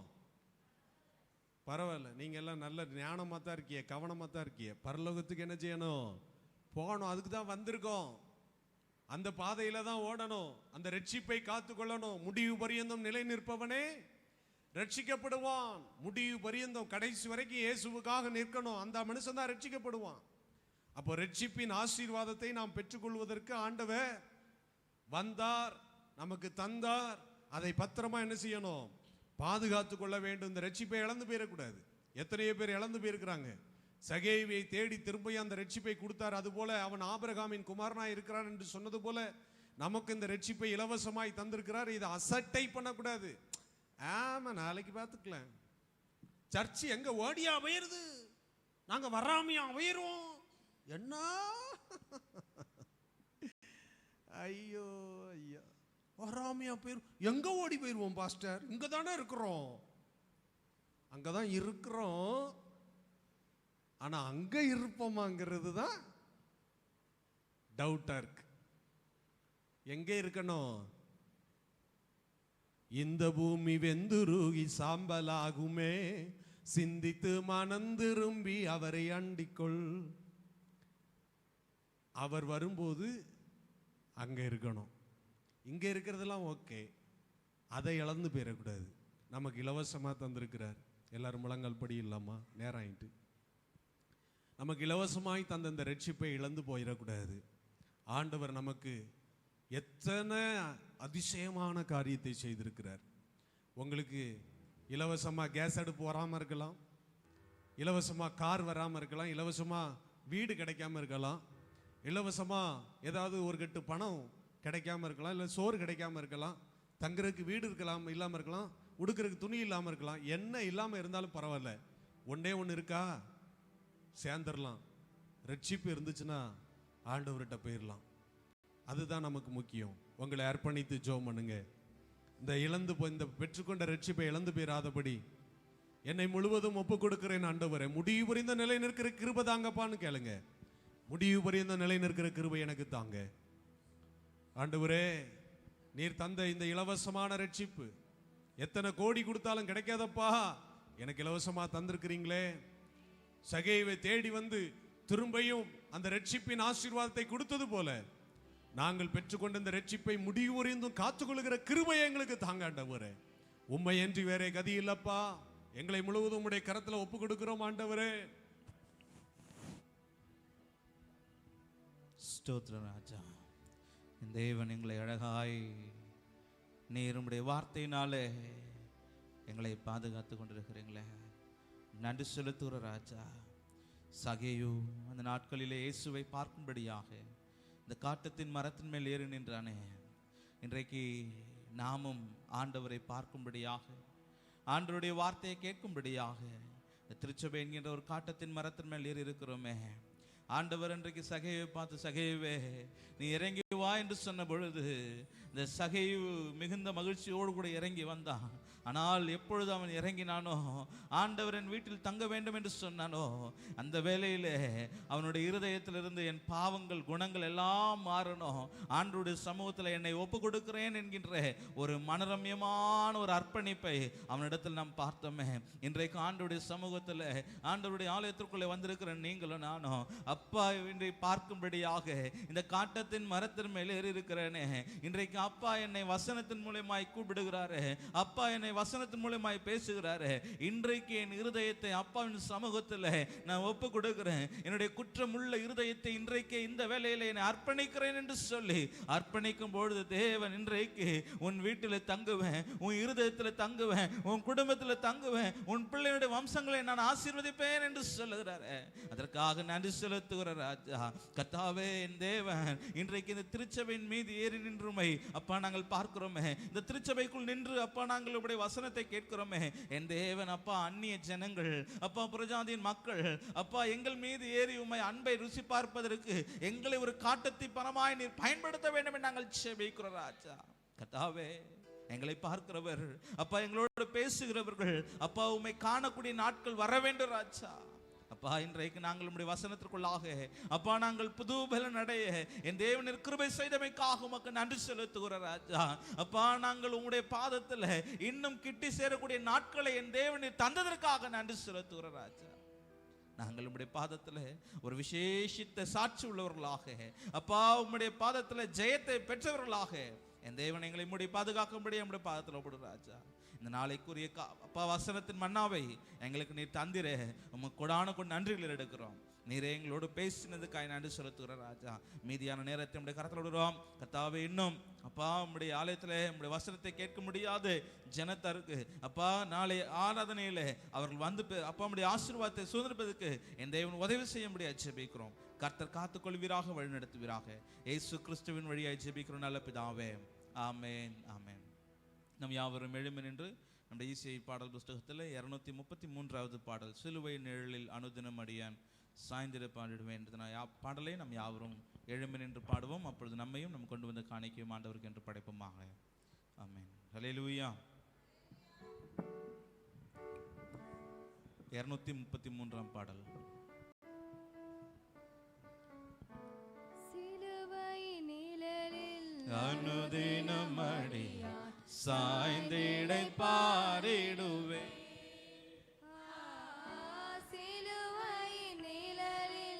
அனுதினம் அடியான் சாய்ந்திலை பாரிடுவேன்.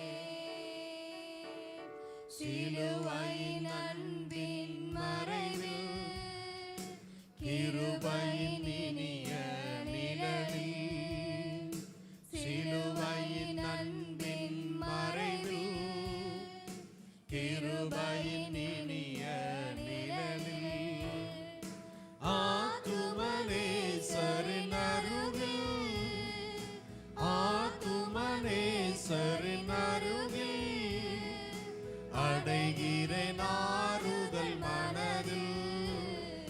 சிலுவையின் நிழலில் அனுதினம் அடியான் சாய்ந்திலை பாரிடுவேன். சிலுவையின் நிழலில் அனுதினம் அடியான் சாய்ந்திலை பாரிடுவேன். சுமையதால் சோர்ந்து தளர்ந்த என் ஜீவியமே, பார சுமையதால் சோர்ந்து தளர்ந்த என் ஜீவியமே, சிலுவையண்டை வந்ததினால் சிறந்த சந்தோஷம் கண்டதினால், சிலுவையண்டை வந்ததினால் சிறந்த சந்தோஷம் கண்டதினால், இளைப்படையாதுமே லோகில் இளைப்படையாதும்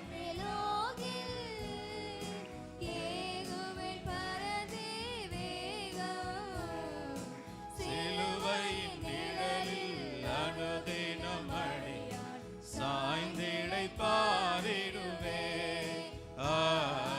சிலுவையின் நிழலில் அனுதினம் அடியான் சாய்ந்திடை பாரிடுவேன். நம் யாவரும் முழங்கள் படியிட்டு இறுதி ஆசீர்வாதம் ஜெபத்தை நாம் பெற்று செல்வோம். எங்களை நேசித்து வழிநடத்துகிறதான எங்கள் அன்பின் பரலோக பிதாவே, இந்த நல்ல வேலைக்காக நாங்கள் நன்றியோடு கூட அப்பா ஸ்தோத்திரிக்கிறோம். இந்த நாளில் நாங்கள் கேட்ட சத்தியத்தின்படி என் தேவனாய் கர்த்தர் எங்களை பாதுகாத்து பலப்படுத்தி நடத்துவதற்காக நன்றி செலுத்துகிறோம். கர்த்தாவே, இந்த ஆராதனையில் கலந்து கொண்ட சிறியோர் முதல் பெரியோர் வரை அப்பா உம்முடைய அன்பை ருசி பார்க்க என் தேவனை செய்த நன்மைக்காக நன்றி செலுத்துகிறோம் ராஜா. இப்பொழுதும் கூட படைத்த காணிக்காக நன்றி செலுத்துகிறோம். கர்த்தத்தாமே என் பிள்ளையோட வாழ்க்கையில 30, 60, 100 பலன் கொடுக்கக்கூடிய ஆசீர்வாதத்தை கர்த்தர் என் பிள்ளைகளுக்கு நீ திரும்ப தர வேண்டும் என நாங்கள் ஜெபிக்கிறோம் ராஜா. கர்த்தாவே, இன்றைக்கு உம்முடைய சத்தியத்தை நாங்கள் இந்த காதலை கேட்டு அந்த காதலை விட்டுவிடாதபடிக்கு அப்பா இருதயம் என்கிற சிதப்பலைகள் நாங்கள் எழுதி அப்பா அதன்படி நடக்கிறவர்களாய் கர்த்தரை மாற்றும்படியாய் நாங்கள் ஜெபிக்கிறோம் ராஜா. விசேஷமாக இந்த நாளில் நம்முடைய வார்த்தை பிரசங்கித்த அன்பு ஐயாவோடு கூட கர்த்தனை வெளிப்பட்டதற்காக நன்றி செலுத்துகிறோம் ராஜா.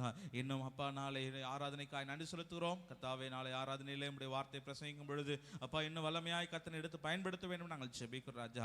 பரிசுத்த ஆவியானவர் அவர்களை அழகாய் ஆளுகை செய்து கொண்டிருக்கிறீங்க, உமக்கு நன்றி செலுத்துகிறோம் ராஜா. அதற்காக உம்முடைய பாதத்தில் நாங்கள் நன்றியோடு கூட அப்பா நன்றி செலுத்துகிறோம் ராஜா. இந்த நாளிலே அப்பா இந்த இயற்கை அப்பா மின்சார தட்டுப்பாடு வந்த பொழுதும் கூட என் தேவன் எல்லாவற்றையும் அழகாய் சரி செய்தீரே, உமக்கு நன்றி செலுத்துகிறோம் ராஜா. அப்பா நாளை ஆராதனையில் இருக்கக்கூடிய எல்லா தடைகளையும் இப்பொழுது நம்முடைய சமூகத்தில் நாங்கள் ஒப்பு கொடுக்கிறோம் ராஜா. அந்த தடைகள் எல்லாவற்றையும் கர்த்தர் முறியடித்தருளும்படியா நம்முடைய பாதத்தில் ஒப்பு கொடுக்கிறோம். அப்பா, என் தேவன் இந்த மாத வாக்குத்தத்தம் கொடுத்தீங்களே, நீ வெட்கப்பட்டு போவதில்லை என்று சொல்லி, அப்பா நாங்கள் வெட்கப்பட்டு போகாதபடிக்கு என் தலைகளை நிமிரச் செய்வேன் என்று சொன்னது போல கர்த்தர் நீ நிமிரச் செய்வதற்காக நன்றி செலுத்துகிறோம் ராஜா. நம்முடைய பாதத்தில் தாழ்த்துகிறோம், அர்ப்பணிக்கிறோம். இயேசு கிறிஸ்துவின் வழியாய் ஜெபிக்கிறோம் எங்கள் ஜீவனுள்ள நல்ல தகப்பனே, ஆமென். ஆசீர்வாதத்தை பெற்றுக்கொள்வோம். நம்முடைய கர்த்தராகிய இயேசுவின் கிருபையும் பிதாவாகிய தேவனுடைய அன்பும் பசுமையும் அன்யோன்ய ஐக்கியமும் சமாதானமும் என்றும் என்றும் நம் அனைவரும் நிலைத்திருப்பதாக.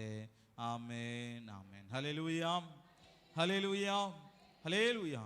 உங்கள் யாவருக்கும் ஸ்தோத்திரம். ஒருவருக்கு ஒருவர் அன்பின் வாழ்த்துதலையும் ஸ்தோத்திரத்தை பகிர்ந்து கர்த்தர் உங்களை ஆசீர்வதிப்பாராக.